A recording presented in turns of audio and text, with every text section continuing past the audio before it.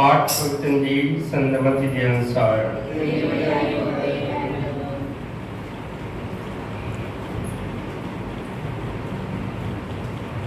यीशु कैसरिया फिलिप्पी के इलाके ਵੱਲ ਗਏ। ਇੱਥੇ ਉਹਨਾਂ ਆਪਣੇ ਚੇਲਿਆਂ ਕੋਲੋਂ ਪੁੱਛਿਆ, ਲੋਕ ਮਨੁੱਖ ਦੇ ਪੁੱਤਰ ਦੇ ਬਾਰੇ ਕੀ ਕਹਿੰਦੇ ਹਨ ਕਿ ਉਹ ਕੌਣ ਹੈ? ਚੇਲਿਆਂ ਨੇ ਉੱਤਰ ਦਿੱਤਾ, ਕੁਝ ਕਹਿੰਦੇ ਹਨ ਤੁਸੀਂ ਯਹੋਨਾ ਬਪਤਿਸਮਾ ਦੇਣ ਵਾਲੇ ਹੋ, ਕੁਝ ਕਹਿੰਦੇ ਹਨ ਏਲੀਆ ਨਬੀ, ਕੁਝ ਜਰਮੀਆ ਨਬੀ ਅਤੇ ਕੁਝ ਕੋਈ ਹੋਰ ਨਬੀ ਮੰਨਦੇ ਹਨ। यीशु ने चेलिया को पूछा, मैं कौन हाँ, तुसी इस दे बारे की कहते हो?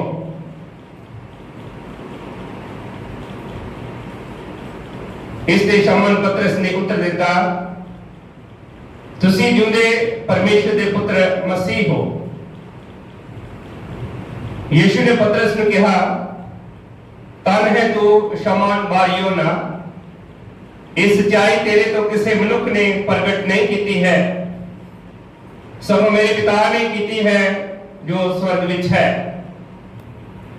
इसलिए मैं तेनू दसदा हाँ, तू पतरस अर्थात वो चट्टान है जिससे मैं अपनी विश्वास संगत को सारांगा, जिसको मौत भी हिला ना सकेगी। मैं तेरे स्वर्ग के राज में कुंजियां देवांगा, जो कुछ तू धरती ते मना करेगा उस स्वर्ग विच भी मना हो जाएगा। इसी तरह जिस दे लई तू धरती ते आज्ञा देवेगा उस दे लई स्वर्ग विच भी आज्ञा दी जाएगी। फिर यीशु ने चेलियां नूं हुक्म दिता कि किसी नूं ये ना दसना कि मैं मसीह हां। ये प्रभु दी पवित्र अंजील है।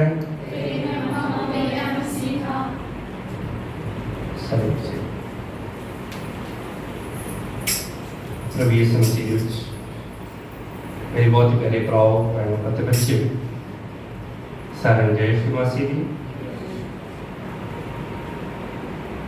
ਅਸੀਂ ਪ੍ਰਭੂ ਦਾ ਧੰਨਵਾਦ ਕਰਦੇ ਹਾਂ ਅੱਜ ਦੇ ਦਿਨ ਦੇ ਲਈ ਕਿ ਖੁਦਾ ਨੇ ਸਾਨੂੰ ਇੱਕ ਵਾਰ ਫਿਰ ਆਪਣੇ ਪਾਕ ਤੇ ਪਵਿੱਤਰ ਘਰ ਦੇ ਵਿੱਚ ਬੁਲਾਇਆ ਹੈ ਔਰ ਅੱਜ ਅਸੀਂ प्रभु की बाणी के विचों वचन सुनते ले जा रहे हैं। और साडा ये टॉपिक है जहाँ साडा विषय है ये है कि प्रभु यीशु कौन है, Who is Jesus।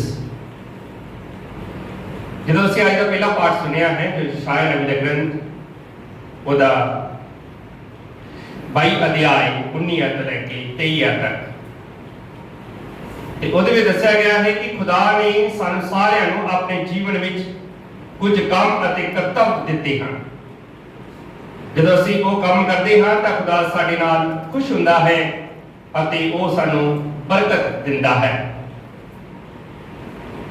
ਖੁਦਾ ਨੇ ਸਾਨੂੰ ਬਣਾਇਆ ਹੈ ਆਪਣੇ ਸਰੂਪ ਤੇ, ਇਸ ਲਈ ਤਾਂ ਜੋ ਅਸੀਂ ਉਸ ਨੂੰ ਜਾਣੀਏ, ਉਸ ਨੂੰ ਸਮਝੀਏ, ਉਸ ਨੂੰ ਪਿਆਰ ਕਰੀਏ, ਉਹਦੀ ਸੇਵਾ ਕਰੀਏ। फिर हर एक इंसान को कोई ना कोई खुदा ने वरदान दिता है ताकि वो धरती उत्ते रह के अपने जीवन के राही दूसरियां नूं कुछ सबक देवे, अपने वल्लों कुछ ओदे विच जो कि शामिल कर देवे धरती उत्ते रहिंदे लोकां दे। और दूसरे पाठ विच संत पौलुस रसूल दसदे हन कि खुदा दे भेद भरे राहां दी चर्चा करते हुए इस गल ते जोर दिंदे हन कि असीं इस संसार विच रहिंदे होए खुदा नूं समझ नहीं सकदे, असीं दी दया लई ही केवल उस दा धन्नवाद कर सकदे हां। साडे लई संभव नहीं है, साडे लई सारे दे लई इस गल नूं समझना सौखा नहीं है कि खुदा दीयां योजनावां इंसान दे लई की हन जां लोकां दे लई की हन, धरती के लिए की हन, ये खुदा ही जानता है। असी इन्हां दिनां दे विच एक इहो जिहे दौर दे विच चल रही हाँ, इहो जिहे समय दे विच चल रही हाँ जो बहुत ही भयंकर समा है, बहुत ही नाजुक समा है, तो है कोरोना वायरस का समा। एक दुखदायक दा समा है जिसकी वजह के कारण बहुत सारे लोग धरती उत्तों ਕੂਚ ਕਰ ਗਏ ਹਨ ਜਾਂ ਚਲੇ ਗਏ ਹਨ। ਬਹੁਤ ਸਾਰੇ ਲੋਕ ਕੋਰੋਨਾ ਵਾਇਰਸ ਦੇ ਨਾਲ, ਇਸ ਮਹਾਮਾਰੀ ਦੀ ਬਿਮਾਰੀ ਦੇ ਨਾਲ ਪੀੜਤ ਹੋ ਗਏ। ਕੁਝ ਲੋਕ ਹਸਪਤਾਲਾਂ ਵਿੱਚ ਦਾਖਲ ਹਨ, ਵੈਂਟੀਲੇਟਰਸ ਤੇ ਹਨ, ਆਕਸੀਜਨ ਤੇ ਹਨ, ਘਰਾਂ ਵਿੱਚ ਕੁਆਰੰਟਾਈਨ ਹਨ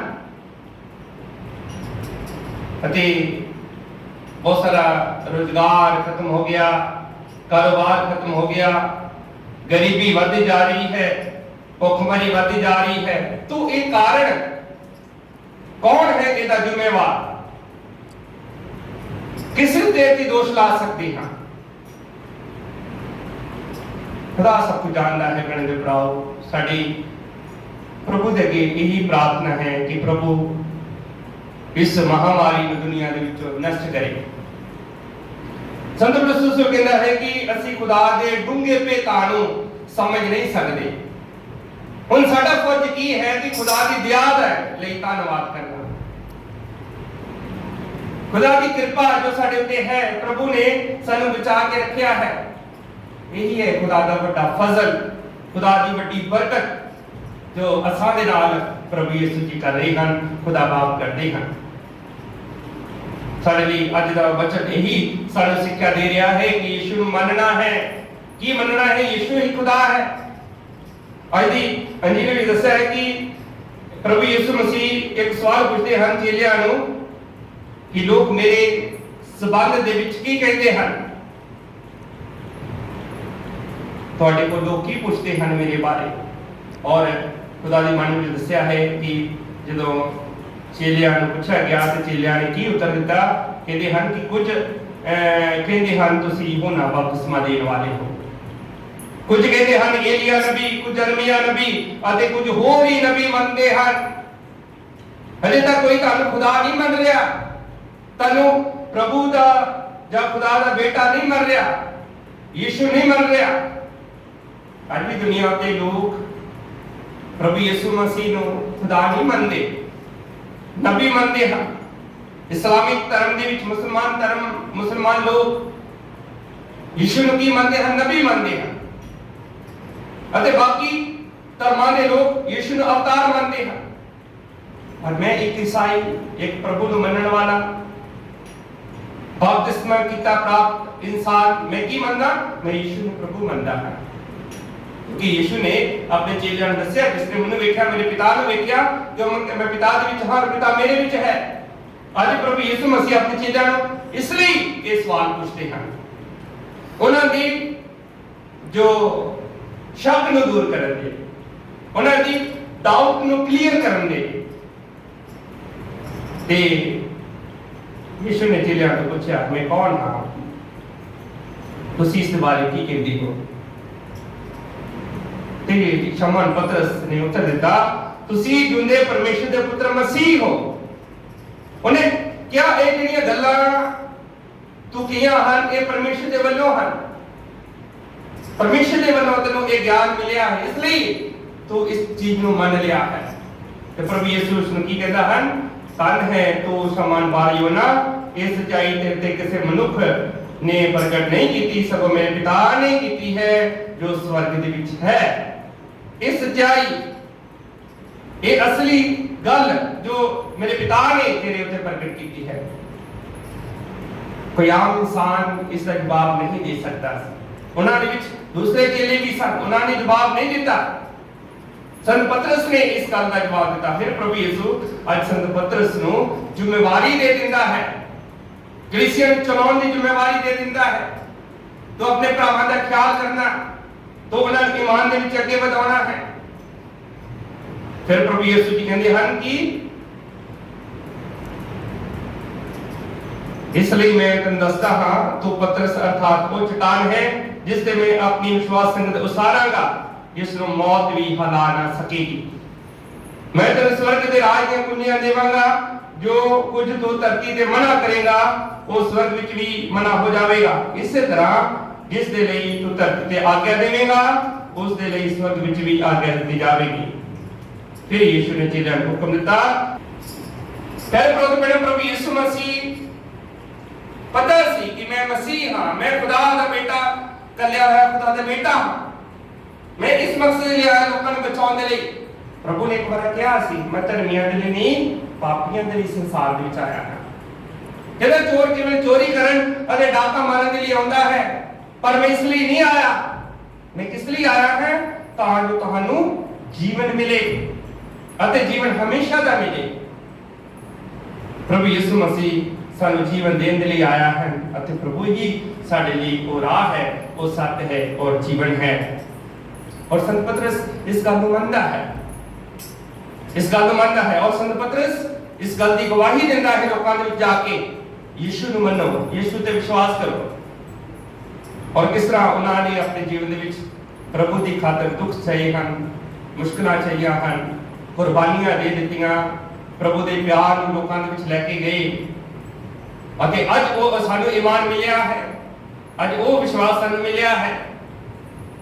एक बार ये गल है कि कुछ लोग चर्च के विचों बाहर गए आ रहे सन, जो चर्च की समाप्ति हुई, चर्च खत्म होया अते बाहर जो मीडिया खड़ा सी, एक इंटरव्यू मीडिया चैनल के पर्सन ने पूछा किसी ने विश्वासी नूं, हाँ जी तुसी यीशु मसीह के बारे की कहोगे, तुसी प्रभु ने देखा कभी? कहता हाँ मैं प्रभु ने देखा है। किथे देखा जी? स्टैचुआं ते देखा है या फोटोआं दे विच देखा है। उसने अपने तरीके के जवाब दिता, मैं प्रभु ने देखा है, फोटोआं दे राही देखा है या स्टैचू दे राही देखा है। पर प्यारे पुत्र इन्ना सारा जवाब नहीं होना चाहिए। असी प्रभु नूं रूह अते जिस्म समेत देखते हाँ। प्रभु साडे जीवन दे विच आउंदा है, साडी जिंदगी दे विच आउंदा है। प्रभु नूं वचनां दे राही असी सुनदे हां, पाक यूकरिस्ट विच असी भाग लेंदे हां। प्रभु यीशु मसीह साडे दिल विच पाक शराकत अते जो पाक रोटी अते पाक शराब दे राही प्रभु यीशु मसीह साडे दिलां विच आउंदा है, पाक लहू दे राही, पाक बदन दे लहू दे राही साडे दिलां दे विच है। प्रभु साडे नाल है, प्रभु हमेशा साडे नाल है। असीं कदी नहीं कहना कि असीं यीशु नूं नहीं देखिया। जिन्हां ने प्रभु यीशु मसीह नूं जानिया है, जिन्हां ते विश्वास किया है, प्रभु ने कहा वो मेरे भैन भरा हैं, मेरे बच्चे हैं।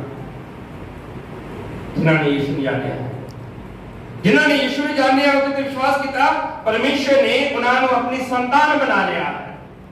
इन्हां अधिकार प्रभु यीशु मसीह ने सानू दे दिता है अते प्रभु साडा इंतजार करता है कि असी प्रभु दे वल जाइए।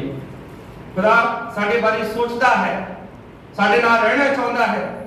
इसलिए तो प्रभु जी कहते हैं कि मैं तुहाडा इंतजार कर रहा हाँ।